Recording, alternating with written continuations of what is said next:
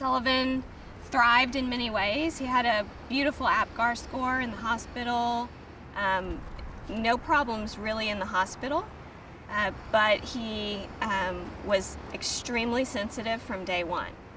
We really had no idea what was happening, and so, you know, weeks into his life, I'm calling the pediatrician,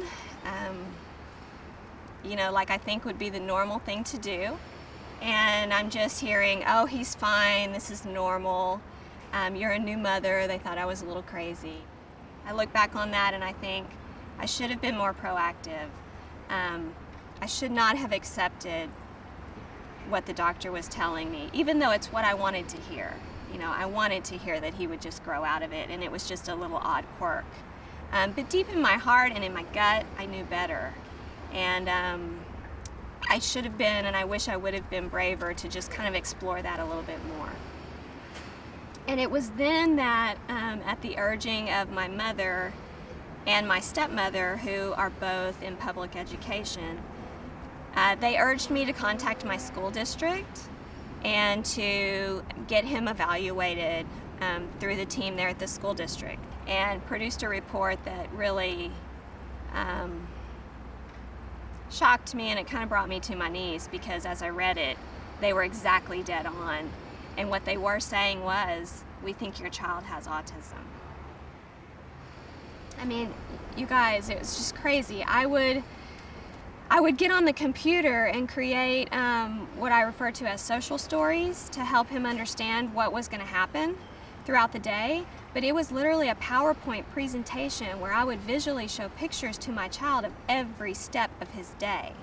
This became a full-time job. But I found when I did it, he was able to better cope with his day, and we had less meltdown. This was taught to me by another parent. I never would have come up with that idea on my own.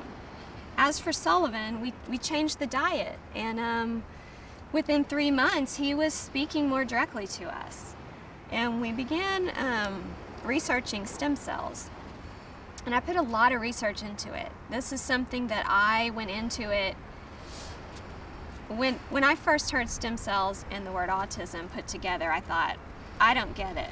So I began to research, and I began to understand it better, and I realized that my original thoughts were just completely ignorant. And I learned, and I began to understand, oh my gosh, this makes perfect sense. Stem cells are the repair mechanism of our body. You know, if I get a scrape, my body is sending stem cells there to heal it. You know, as I'm researching, I'm looking at it from this lens of, he has chronic inflammation, and we don't know where in the body that inflammation is. And how do we figure that out? Well, do we have to? Let's let the stem cells do that work. So I started looking at World Stem Cells in Cancun, and there were a few things that were really attractive to me about that. I love that they used my own son's cells, and I felt more comfortable with that. For some reason, I wasn't loving a donor cell, and I love that they could use his own cells. And I happened to, through my parent network, personally know a couple of parents who had taken their children there. And to personally know someone who has done that and who can provide you their own insight and who's going to tell you the nitty-gritty of the real deal, that was huge, and that was a selling point for me. We were taken care of in a way that I could have never expected. Our entire family was taken care of, and still is being taken care of. They're still following up with us. And you know, we saw great things with Sullivan, even the next day, but they're not big wow things. They're not. We just saw the fog lifted from him. We saw him engaging on his own, not with us, but looking around and noticing things for the first time, noticing details of things, and asking us questions. What is that? How does it work? I mean, that's incredible. As a parent, when my son was first diagnosed, I've mentioned, I feel like we wasted a lot of time. And I wish there were some things that I would have known. And the first one, I wish someone would have been completely, brutally honest with me and said, your child is not going to grow out of this without intervention. You've got to address it. We were told over and over again, he'll grow out of it. And those were such missed opportunities back then. And,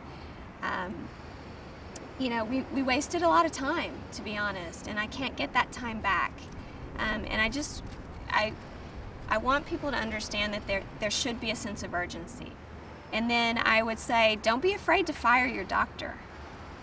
Fire your doctor and keep looking for one until it's a fit, until you feel comfortable, until you're being listened to and being heard, and until you're being offered solutions. Everyone heals in their own time and in their own way. And I don't expect big wow moments. I expect consistent, steady growth. I'm trying right now just to keep my son healthy, to continue his health. And I look at it in that very simplified way.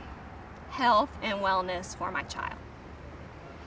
My name is Rebecca Hempkins. I have a beautiful boy, Sullivan, who's 11 years old with autism.